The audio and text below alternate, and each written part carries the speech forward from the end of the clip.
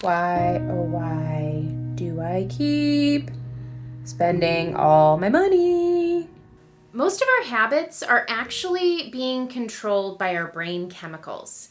It's like a big chemical experiment up in here. And in this video today, I'm going to explain to you how neurotransmitters like dopamine, serotonin, oxytocin, and even cortisol might be keeping you broke. Now, neurochemistry is a very complex topic. I'm not a doctor. I don't play one on TV, but I'm going to break it down very simply for you today when it comes to dopamine. You see, new neural pathways are formed every time we engage in a behavior. And the more we do it over and over again, the easier it becomes for us to engage in that behavior in the future. And all of our behaviors are driven by the cue, the behavior, and then the reward, especially when it comes to dopamine. There's a cue, we engage in a behavior, and then we get that dopamine reward. Think about ice cream. Think about a glass of wine. Think about anything that brings you pleasure. Think about when you go to the movie theater and you have that desire, that craving for the popcorn because the cue is the movie and you want the reward of the delicious salty popcorn. So, how does this all relate to money? Well, have you ever found yourself in a cycle of making money and then spending it, and then making it again and then spending it? Or think about those lottery winners that hit it big in the jackpot and then come to find out that they're homeless years later. That's likely because you're receiving a dopamine reward from spending the money, either through buying nice cars or houses or clothes or vacations.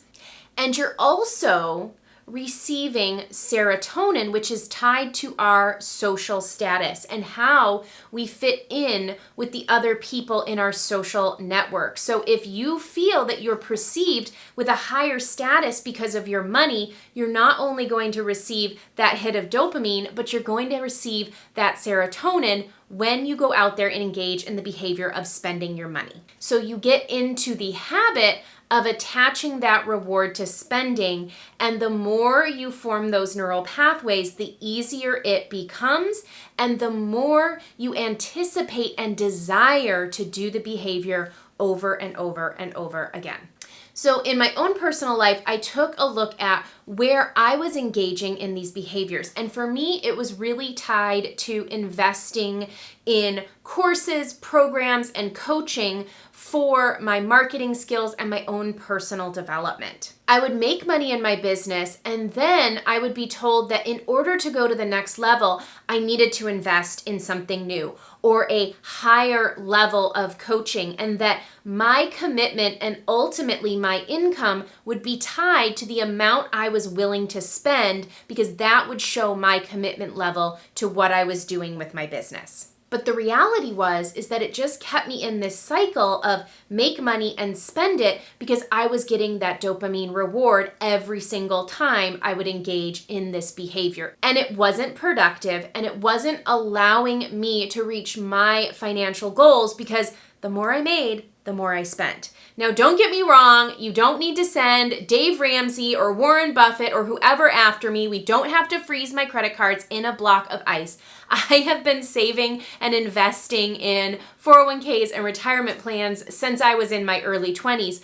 But I realized that I was working very hard and stuck in this cycle of spending at the same rate I was making things, and something had to change. And about 6 months ago, that's exactly what happened when I read this book, The Habits of a Happy Brain, and everything clicked for me. Habits of a Happy Brain actually shows you how you can retrain your brain to create those happy chemicals within yourself. So you reroute these neural pathways in your brain and you retrain it to get the rewards from things inside of you versus things outside of you. And for me, that completely changed my entire relationship with money. Instead of looking outside myself for that dopamine reward and that motivation, I was able to change my thoughts around money and be rewarded for things that I was doing to invest in myself rather than spend. And it all started with 3 small changes I'm going to share with you today. The first one was actually investing, I know, into another program, but it was by Mike Dillard and it was called Richer Every Day. And this program teaches you how to rewire those neural pathways in your brain so that you're getting rewarded from where the money that you're keeping instead of the money that you are spending. I got to reprogram that cue and behavior and reward to, instead of spending it on stuff that I thought would bring me joy or status, putting it into investments and creating passive income streams that will ultimately get our family to that financial freedom that we're looking for. So the first little step that I took was to pay myself first. Now, there is a proprietary formula inside of the Richer Everyday program, so I'm not going to go into that in detail with you here out of respect to Mike Dillard, but it did allow me to take certain amounts of my income, pay myself first, and set up very specific investments so that I could create more income that can work for me passively so that I can have more time with my family doing the things that I love. The second small habit that I changed is that I realized I needed to keep more of what I was making in the first place. So I've been involved in numerous network marketing, affiliate marketing, coaching programs over the years. And one thing that I noticed that was a problem with some of these programs was that they required people to either purchase a large amount of product every month to stay active with the company, or they had really high membership fees that people had to incur in order to work with and promote these programs. And so the average ordinary person would struggle to make that investment back and then earn additional income. So I started really looking for a program out there that would have, 0 to low monthly membership fees. It wouldn't require people to buy products month in and month out, and something that could put money back into the pockets of people who didn't have a large audience or weren't experienced marketers. And that's what I found recently. I did an entire video on it. You can check that out here, and I will go ahead and link to it below if you want to look into that program yourself. It allows you to save and earn cash back on things you're already buying: gas, groceries, things that you're going to buy normally for your home.